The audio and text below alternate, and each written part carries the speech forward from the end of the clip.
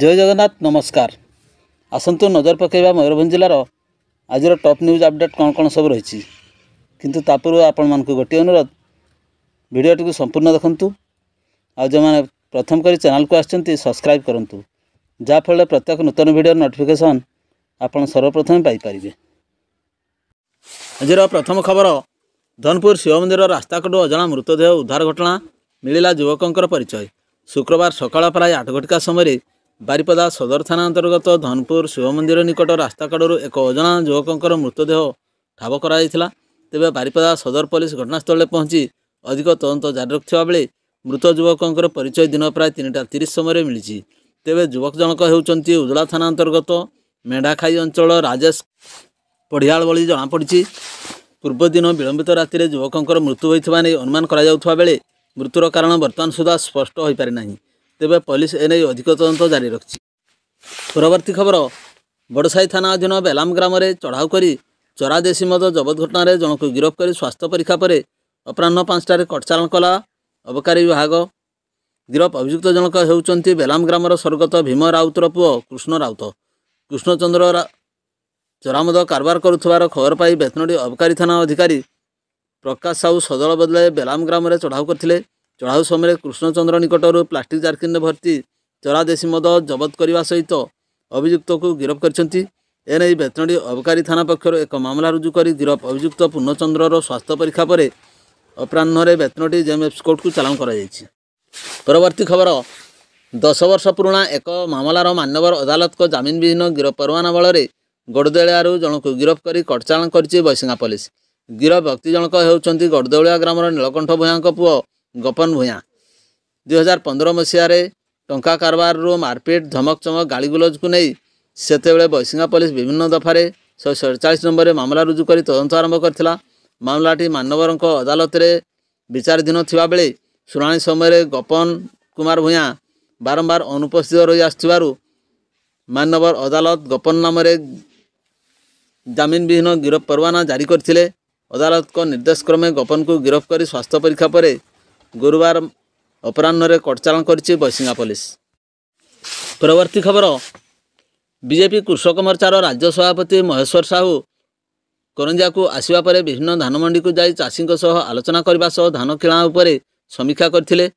प्रथमे करंजिया उपजिलापाल कार्यालय को आसी उपखंड 20टी धान मंडीर धान क्रय उपर समीक्षा करथिले। समीक्षा समय अतिरिक्त उपजिलापाल प्रकाश कुमार दास समवाय समिति समूहर सहकारी निबंधक बसंत कुमार नायक सहकारी जोगाण अधिकारी हिमांशु शेखर दत्त सहयोग करथिले। पांचपीड़ उपखंड में चित्रपसी सुक्रुली भंजकिया जशपुर ताटो एवं बादाम पहाड़ धान मंडी को सभापति परिदर्शन एवं समीक्षा समय धान आनी चाषी को भलमंद पचारि बुझिथिले। केंद्र एवं राज्य सरकार धान संग्रह निर्देश अनुजाई धान मंडी गुड़िकर धान किणा कारबार किभली चलुची ताहा तदारख करथिले।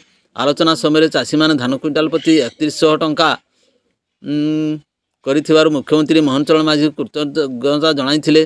सभापति धान मंडी परिदर्शन कार्यक्रम बीजेपी कृषक मोर्चा जिला सभापति मदन मोहन महंत जिला साधारण संपादक चिन्मयी पलई चाषी प्रतिनिधि बबिता दास महेंद्र कुमार गिरी पूर्ण चातार अशोक कुमार कलान तापस कुमार तिरिया धरणीधर बारिक रतन कुमार दलई प्रमुख उपस्थित थिले। परवर्ती खबर गत नवेम्बर 14 तारिख दिन तिरिंग थाना अंतर्गत जंघिया ग्राम में केदार गड़सरा बयस 65 वर्ष को हत्या घटना तिरिंग पुलिस को मिली बड़ सफलता। हत्याकांड भिआई प्राय 55 दिन धरी फेरार थिबा अभियुक्त हत्याकारी जंघिया ग्रामर राम बारी पुओ सुदर्शन बारी बयस 29 वर्ष को पुलिस गिरफ्त कर पारादीपरू। सुदर्शन को घटनास्थल को नहीं शुक्रवार तिरिंग थाना पुलिस आईआईसी प्रशांत कुमार जेना सीन रिक्रिएशन करने सह हत्यार व्यवहृत कुराड़ी को मध्य जबत करिसेंती। सूचना थाउ कि गत नवेम्बर 15 सकाळे एक निकांचन बिलरू केदार गड़सरा रक्ताक्त मृतदेह मिलता। आग दिन गाई आनिबा को जाई केदार आउ घर को फेर नथिले। तांको पोशाकरे रक्तर दाग मिलवा सह मुंडरे पछपटे गभीर क्षत लागिथिला। थमणी रे आघात चिन्ह थिला। एने केदार पत्नी रुद्र गड़सरा एतला क्रमे तिरिंग थाना केस नंबर 159/24 ଏକ ନରହତ୍ୟା ମାମଲା ରୁଜୁ ହୋଇଥିଲା। ହତ୍ୟାର କାରଣ ପଛରେ ପରକୀୟା ପ୍ରୀତି ହିଁ ମୁଖ୍ୟ ବୋଲି ତିରିଙ୍ଗ ପୋଲିସ ପ୍ରାରମ୍ଭିକ ତଦନ୍ତରୁ ଜାଣିପାରିବା ସହ ହତ୍ୟାକାରୀଙ୍କୁ ମଧ୍ୟ ତିରିଙ୍ଗ ଆଇଆଇସି ଶ୍ରୀ ଜେନା ଚିହ୍ନଟ କରି ଧରିବାକୁ ଉଦ୍ୟମ କରିଥିଲେ। ତେବେ କୌଶଳକ୍ରମେ ଅଭିଯୁକ୍ତ ସୁଦର୍ଶନ ଫେରାର ହୋଇଯାଇ ପାରାଦୀପରେ ଥିବା ପିପିଏଲ୍ ପ୍ଲାଣ୍ଟରେ ଜଣେ ଶ୍ରମିକ ରୂପେ କାର୍ଯ୍ୟ କାମ କରି ପୋଲିସକୁ ଚକମା ଦେବାକୁ ଚେଷ୍ଟା କରିଥିଲା। ପୋଲିସ ହତ୍ୟାକାଣ୍ଡରେ ବ୍ୟବହୃତ କୁରାଢ଼ୀକୁ ଜବତ କରିଛି। ପରକୀୟା ପ୍ରୀତି ସନ୍ଦେହକୁ ନେଇ ବୃଦ୍ଧ କେଦାରକୁ କୁରାଢ଼ୀରେ ହାଣି ସେ ହତ୍ୟା କରିଛି ବୋଲି ସୁଦର୍ଶନ ତିରିଙ୍ଗ ପୋଲିସ ନିକଟରେ ସ୍ୱୀକାର କରିଛି।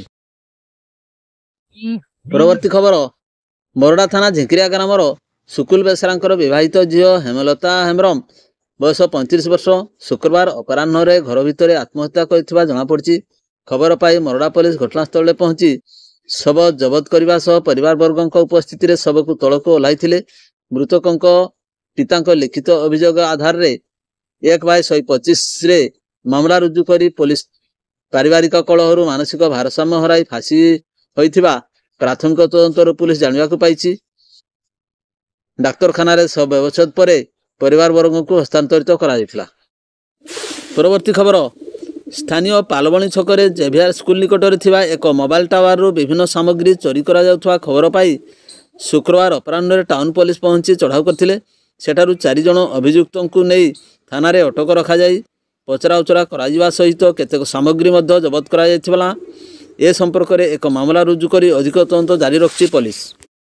ପରବର୍ତ୍ତୀ ଖବର, ମରଡ଼ା ବ୍ଲକ ବେତନଟି ବନାଞ୍ଚଳ ଅଧୀନ ସୁନାହଜା ଜଙ୍ଗଲରୁ ଶାଳଗଛ କଟା ସହ ଗଣ୍ଡି ଜବତକୁ ନେଇ ବନ ବିଭାଗ ରୁଜୁ କରିଛି ମାମଲା। ସୂଚନା ମୁତାବକ ସୁନାହଜା ଜଙ୍ଗଲରୁ ବହୁ ପୁରାତନ ଶାଳଗଛଗୁଡ଼ିକୁ କାଟି କେହି ଦୁର୍ବୃତ୍ତ ସେହି କାଠଗଣ୍ଡିଗୁଡ଼ିକୁ ନେବା ପାଇଁ ଉଦ୍ୟମ କରିଥିଲା। ମାତ୍ର ଠିକଣା ସମୟରେ ବନ ବିଭାଗ ଖବର ପାଇ 43 ଖଣ୍ଡ କାଠଗଣ୍ଡି ଜବତ କରି କୃଷ୍ଣଚନ୍ଦ୍ରପୁର ସ୍ଥିତ ସିଜିଆର ୟାର୍ଡକୁ ନେଇଥିଲା। ଏ ବାବଦରେ 4ଟି ମାମଲା କରିବା ସହ ଅଧିକ ତଦନ୍ତ ଜାରି ରଖିଛି। ମାପଚୁପ ପରେ ଜଣାପଡ଼ିଲା ଜବତ 141ଟି କାଠର ଆନୁମାନିକ ମୂଲ୍ୟ 1.5 ଲକ୍ଷ ଟଙ୍କା ହେବ। ଏବେ ସମସ୍ତ କାଠଗଣ୍ଡି ବାରିପଦା ବନ ଉନ୍ନୟନ ନିଗମକୁ ହସ୍ତାନ୍ତରିତ କରାଯାଇଛି। କାର୍ଯ୍ୟରେ ଅବହେଳା ଯୋଗୁଁ ଦୁର୍ଗାପୁର ବିଟ୍ ବନରକ୍ଷୀ ବିଜୟ କୁମାର ମହାନ୍ତଙ୍କୁ କପ୍ତିପଦା ଉପଖଣ୍ଡ ବଦଳି କରାଯାଇଥିବା ଏବଂ ତାଙ୍କ ବଦଳରେ ତାରାକାନ୍ତ ସିଂଙ୍କୁ ନିଯୁକ୍ତି ଦିଆଯାଇଥିବା ବେତନଟି ରେଞ୍ଜ ଅଧିକାରୀ ମନୋହର ଖାଁ ସୂଚନା ପ୍ରଦାନ କରିଛନ୍ତି। ପରବର୍ତ୍ତୀ ଖବର, ମରଡ଼ା ବ୍ଲକ କହି ପଞ୍ଚାୟତ ହାଣ୍ଡିଭଙ୍ଗା ଗ୍ରାମର ରଣଜିତ ପାଟବନ୍ଧା ବୟସ 70 ବର୍ଷ ବାର୍ଦ୍ଧକ୍ୟ ଅବସ୍ଥାରେ ନିଜ ପରିବାର ଚଳାଇବା ଚିନ୍ତାରେ 2 ମାସ ପୂର୍ବରୁ ଘରୁ ଗୋଡ଼ କାଢ଼ି ରାଜସ୍ଥାନକୁ ଖଳାପଦା ଗ୍ରାମରେ ଜନୈକ ବ୍ୟକ୍ତିଙ୍କ ସହିତ କାମ କରିବାକୁ ଯାଇଥିଲେ। ସେଠାରେ ନଖା ନାମକ ଏକ ଜାଗାରେ ହୋଟେଲରେ ରହି ରୋଷେଇଆ ଭାବେ ମାସକୁ 12,000 ଟଙ୍କା ମଜୁରୀରେ କାମ କରୁଥିଲେ। ଗତ 31 ତାରିଖରେ ଘରକୁ ଫେରୁଥିବା ବାଟରେ ଦୁର୍ଭାଗ୍ୟବଶତଃ ଟ୍ରେନରେ ତାଙ୍କ ବାମ ଗୋଡ଼ କଟିଯାଇଥିଲା। ଗୁରୁତର ଅବସ୍ଥାରେ ତାଙ୍କୁ ରାଜସ୍ଥାନ ଜୟପୁରର ଏକ ଡାକ୍ତରଖାନାରେ କିଛି ଲୋକ ଆଣି ଭର୍ତ୍ତି କରିଥିଲେ। ସେଠାରେ ଚିକିତ୍ସା କରୁଥିବା ଡାକ୍ତର ତାଙ୍କ ବାମ ଗୋଡ଼ ସମ୍ପୂର୍ଣ୍ଣ ନଷ୍ଟ ହୋଇଯାଇଥିବା ଦେଖି ଗୋଡ଼ଟିକୁ କାଟି ଅସ୍ତ୍ରୋପଚାର କରିଥିଲେ। ଡାହାଣ ଗୋଡ଼ର 2ଟି ଆଙ୍ଗୁଠି ମଧ୍ୟ କାଟିବାକୁ ପଡ଼ିଥିଲା। ତାଙ୍କ ପରିବାର ଲୋକ ଖବର ପାଇ ସେଠାରେ କଷ୍ଟେମଷ୍ଟେ ପହଞ୍ଚିଥିଲେ। ମାତ୍ର ଗରିବ ଶ୍ରେଣୀର ହୋଇଥିବାରୁ ଫେରିବାକୁ ତାଙ୍କ ପାଖରେ ଆଉ ଟଙ୍କା ନାହିଁ। ତେଣୁ ପ୍ରଶାସନ ତୁରନ୍ତ ଏଥିପ୍ରତି ଦୃଷ୍ଟି ଦେବାକୁ ଗ୍ରାମବାସୀ ନିବେଦନ କରିଛନ୍ତି।